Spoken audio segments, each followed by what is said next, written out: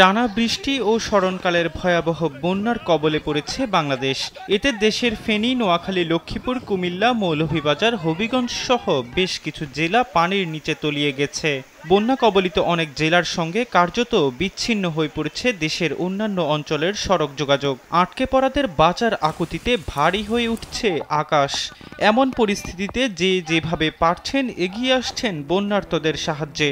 এরই মধ্যে বন্যার্তদের সাহায্য করতে উদ্ধার সামগ্রী নিয়ে ফেনীর পথে রওনা হয়েছেন সঙ্গীতশিল্পী তাসরিফ খান ও ইউটিউবার কেটো ভাই। বৃহস্পতিবার সকালে সামাজিক যোগাযোগ মাধ্যম ফেসবুকে এ খবর জানান তাসরিফ। তিনি লিখেন, লক্ষ্মীপুর থেকে ট্রাকে করে 2টি স্পিডবোট নিয়ে ফেনীতে বন্যায় বিপদগ্রস্ত মানুষকে রেস্কিউ করতে যাচ্ছি।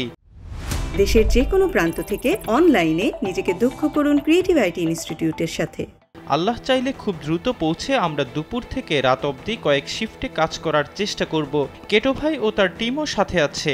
সেনাবাহিনী এবং নৌবাহিনীর সঙ্গে যোগাযোগ রয়েছে উল্লেখ করে তাশরিফ লিখেন, তাদের থেকে তথ্য নিয়ে এবং দিয়ে একসঙ্গে কাজ করার চেষ্টা করব।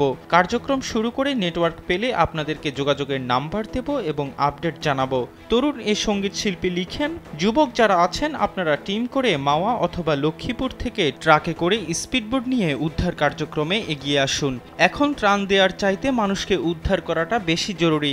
এই অঞ্চলে যথেষ্ট পরিমাণে সাপের উপস্থিতি রয়েছে, তাই যারাই কাজ করছেন বা করতে আসবেন দয়া করে সতর্কতা অবলম্বন করবেন। দোয়া করবেন আমাদের জন্য।